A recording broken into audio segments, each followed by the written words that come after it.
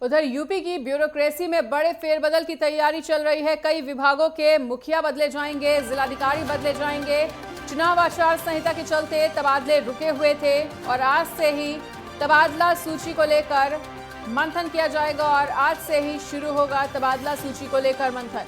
तो अब आचार संहिता खत्म होते ही तबादले होने शुरू हो जाएंगे। एक बार फिर से तबादला एक्सप्रेस चलती हुई नजर आने वाली है। उत्तर प्रदेश में यूपी की ब्यूरोक्रेसी में बड़े फेरबदल की तैयारी चल रही है। आचार संहिता के चलते ये बड़ा फेरबदल नहीं किया गया था, लेकिन अब कई विभागों के मुखिया और जिलाधिकारी बदले जा सकते हैं। आचार संहिता लागू होने के चलते ये बड़े फेरबदल नहीं किए गए थे और आज से ही शुरू हो जाएगा मंथन होना। और अब आचार संहिता खत्म होने के साथ ही तबादले होने भी शुरू हो जाएंगे। तो कई विभागों के मुखिया और जिलाधिकारी बदले जा सकते हैं और चुनाव आचार संहिता के चलते तबादले रोके गए थे।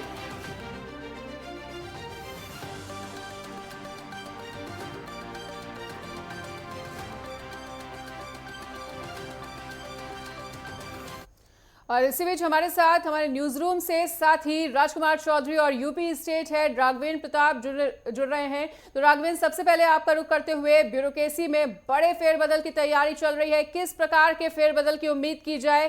किसके किसके विभागों में बड़ा बदलाव देखने को मिल सकता है?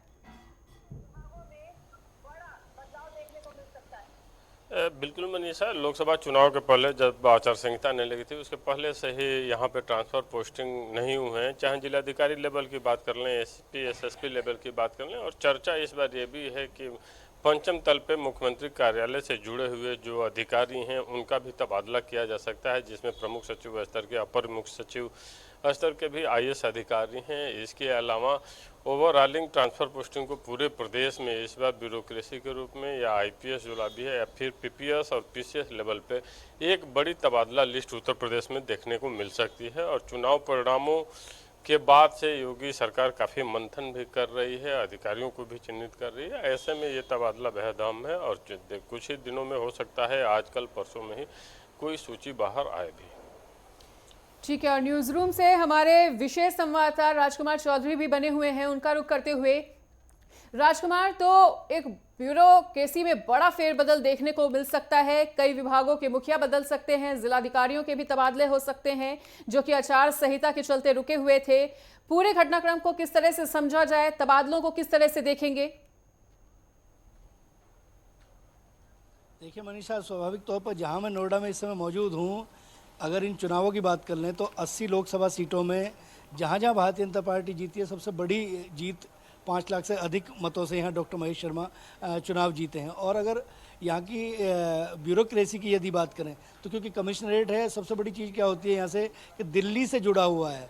अगर नोएडा की बात करें तो नोएडा उत्तर प्रदेश की शो विंडो के तौर पर माना जाता है।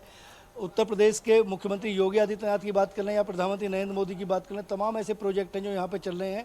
और कहीं ना कहीं एक आर्थिक जो रीढ़ है उत्तर प्रदेश की, वो यहाँ से संचालित होती है। इसको दिल्ली का हिस्सा माना जाता है। एक बॉर्डर दिल्ली से लगता है, अगर दूसरे बॉर्डर की बात कर लें तो हरियाणा से लगा हुआ नज़र आता है। लेकिन यहाँ क्योंकि जब से कमिश्नरेट हुई है तो कभी अगर ज़िले की बात कर लें तो ज़िले में एक IPS अधिकारी होता था, लेकिन यहाँ DIG स्तर की जो अधिकारी हैं लक्ष्मी सिंह, वो बखूबी पुलिस विभाग को संभालने का प्रयास कर रही हैं।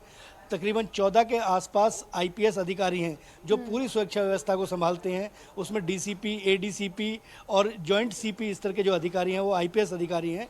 रवि कान्हा की बात करें, रवि कान्हा जो है वो एक ऐसा उत्तर प्रदेश का एक माफिया रहा है जो कहीं ना कहीं एक स्क्रैप के जरिए चला और सरिया माफिया की तरफ अग्रसर हुआ। तो पुलिस के लिए बड़ी चुनौती था, उसको जेल भेजा है, उसकी करोड़ों रुपए की संपत्ति जो है उसको फ्रीज किया है। तो ये बहुत अहम होता है।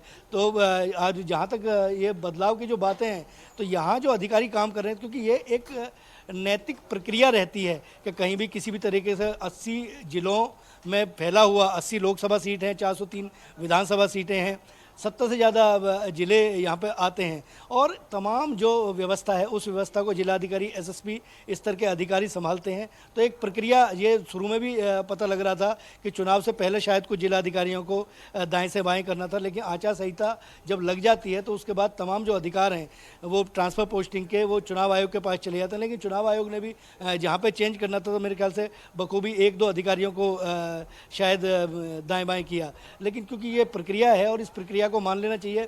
एक जो पुलिस के अगर प्रोटोकॉल की बात करें तो आईपीएस अधिकारी एक जिले में 3 साल तक काम कर सकता है। एक आईपीएस अधिकारी जो एक जिलाधिकारी है, उस जिलाधिकारी का रिकॉर्ड भी 3, अगर उससे ज़्यादा बेहतर सरकार मानती है तो सरकार अपने विशेष अधिकार का उपयोग करती है। लेकिन अगर नोएडा की बात कर रहे हैं हम, तो नोएडा क्योंकि यहाँ ऑटोनोमस बॉडी के तहत चलता है, नोएडा, ग्रेटर नोएडा, यमुना विकास प्राधिकरण तीनों अलग अलग हैं। और इसमें अगर बात करें तो विशेष सचिव स्तर के अधिकारी जो हैं यहाँ पे सीईओ बने हुए हैं। लेकिन अच्छा सामंजस्य बना रहे। उत्तर प्रदेश के मुख्यमंत्री योगी आदित्यनाथ की पहले से प्राथमिकता रही है कि यहाँ जो किसानों से जुड़े हुए मसले हैं, यहाँ जो बायर्स और बिल्डर्स से जुड़े मसले हैं, उन मसलों पर समीक्षा जरूर की जाएगी। उसके बाद स्वाभाविक तौर पर बदलाव की जो है वो संभावना व्यक्त की जा सकती है और इसके लिए तैयार रहना चाहिए। लेकिन अभी तक की जो व्यवस्था है वो पुलिस ने अच्छा काम किया है, क्योंकि अगर बात करें तो पूरे उत्तर प्रदेश में जिस तनाव के साथ चुनाव संपन्न हुआ है उसका कहीं ना कहीं श्रेय पुलिस विभाग को जाता है। और पुलिस विभाग के अलावा जो इंटेलिजेंस की जो रिपोर्ट थी उसको भी बहुत गंभीरता से लिया। उत्तर प्रदेश के मुख्यमंत्री योगी आदित्यनाथ लगातार इस पर नजर रखे हुए हैं। देखना दिलचस्प होगा कि किस तरीके से अधिकारी दाएं बाएं होते हैं। ठीक है राघवेंद्र, आपसे ये जानना चाहेंगे कि किस रणनीति के तहत ये बड़े फेरबदल किए जा रहे हैं? क्या कुछ नीति तैयार की गई है इस बड़े फेरबदल से पहले, और कौन कौन से बड़े बदलाव इस फेरबदल के बाद देखने को मिलेंगे प्रदेश में?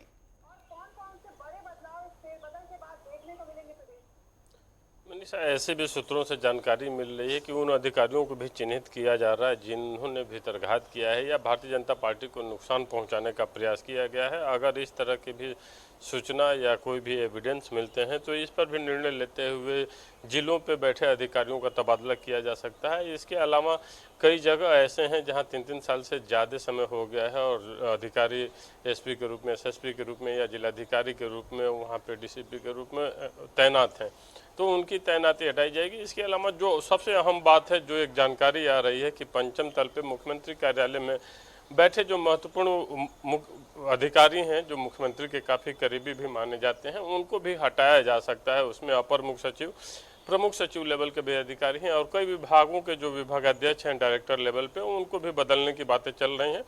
देखते हैं कि क्या निर्णय होता है शासन प्रशासन का, किस तरह की सूची आती है। वैसे चर्चा कल से ही है, जो ही आचार संहिता खत्म हुई है, कि बड़े स्तर पे, व्यापक स्तर पे आईएएस और आईपीएस, पीसीएस और पीपीएस, इन चारों संवर्गों में व्यापक तबादले की एक लंबी सूची आने को देखने को मिल सकती है उत्तर प्रदेश में। ठीक है, दोनों ही सहयोगियों का हमारे साथ जुड़ने के लिए और इस तमाम बातचीत के लिए बहुत बहुत शुक्रिया।